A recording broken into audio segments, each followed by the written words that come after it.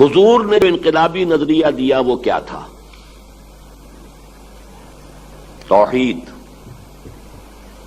لیکن توحید آج ہم نے اسے عقیدہ بنا دیا ہے. توحید صرف عقیدہ نہیں تھی، زندہ قوت تھی زمانے میں یہ توحید کبھی. اور اب کیا ہے؟ فقط ایک مسئلہ علم کلام.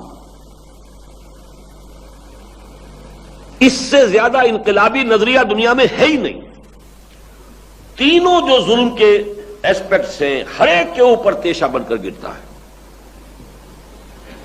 توحید کا ایک منطقی نتیجہ کیا ہے؟ حاکم صرف اللہ، ان الحکم الا للہ. انسان کے حاکم ہونے کا کیا سوال؟ ساورنٹی صرف اللہ کی. سروری زیبا فقط اس ذات بے ہمتا کو ہے، حکمراں ہے ایک وہی باقی بتانے آزری. انسان کے لیے خلافت ہے، بادشاہت نہیں. ملکیت ہر شے کی ملکیت تامہ صرف اللہ کے لیے. کوئی سیکریڈ رائٹ آف اونرشپ کسی کے لیے نہیں ہے. تم کسی شے کے مالک کیا ہوگے؟ تم اپنے وجود کے مالک نہیں ہو. یہ بھی تمہارے پاس امانت ہے اللہ کی. تو کوئی گھر دے دیا ہے، دکان دے دی ہے، کھیت دے دیا ہے، مالک کا سوال کیا ہے؟ لَهُ مَا فِي السَّمَاوَاتِ وَمَا فِي الْأَرْضِ. یہ امانت چند روزہ نزد ماست، در حقیقت مالک ہر شے خداست. رزق خود را از زمی بردن رواست، این متاع بندہ و ملک خداست. کسٹوڈین ہو تم، ٹرسٹی ہو تم، مالک نہیں ہو. اور تمام انسان پیدائشی طور پر بالکل مساوی ہے. پیدائشی طور پر کوئی اونچا نہیں، کوئی نیچا نہیں، کوئی اعلیٰ نہیں، کوئی ادنا نہیں، کوئی گھٹیا نہیں، کوئی بڑھیا نہیں. نسل کی بنیاد پر، رنگ کی بنیاد پر، شکل کی بنیاد پر، زبان کی بنیاد پر، جغرافیے کی بنیاد پر، جنس کی بنیاد پر کوئی اونچا نہیں، کوئی نیچا نہیں. جو گیون چیزیں ہیں انسان کے لیے.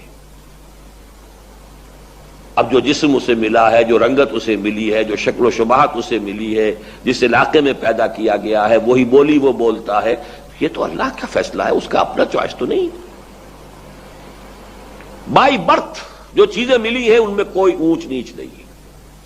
ہاں ایکوائرڈ کیریکٹرز کے اندر آپ نے علم زیادہ حاصل کر لیا، آپ کی عزت زیادہ کی جائے گی. آپ کا تقوی زیادہ ہے، آپ کی عزت زیادہ ہو جائے گی. ان اکرمکم عند اللہ اتقاکم، یہ ایکوائرڈ چیزیں. سماجی ناانصافی، معاشی ناانصافی اور سیاسی ناانصافی سب کا کامل توڑ ایک ضرب. یہ ہے نظریہ جس کو حضور نے پیش کیا.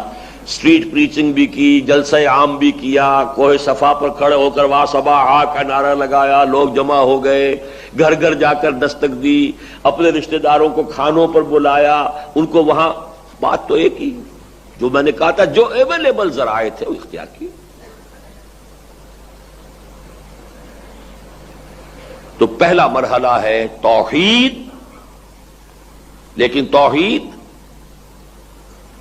صرف ایک عقیدے کے اعتبار سے نہیں، ایک نظریہ اجتماعی کے اعتبار سے.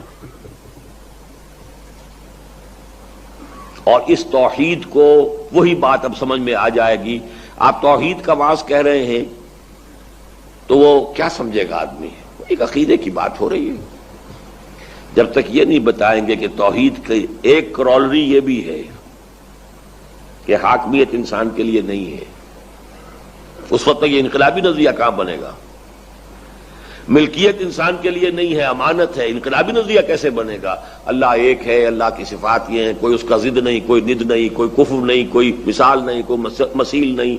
وہ تو ٹھیک ہے، اس سے نظام پر کون سی چوٹ پڑی ہے؟ اور اس کو آپ کو جدید اصطلاح میں اور جدید علمی سطح پر ری انٹرپریٹ کرنا پڑے گا.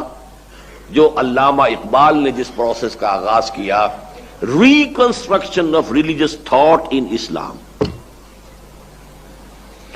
فلسفہ ہے، جدید سائنس ہے، ہائر میتھمیٹکس ہے، ہائر سائیکالوجی ہے، اس کے حوالے سے توحید کا اس بات، ایمان باللہ کا اس بات اگر یہ آپ نہیں کر سکتے تو توحید کا واعظ کہتے رہیے گا، وہ ایک انقلابی نظریہ نہ کوئی سمجھے گا اسے، اور نہ اس سے کسی انقلاب کی داغ بیل پڑے گی۔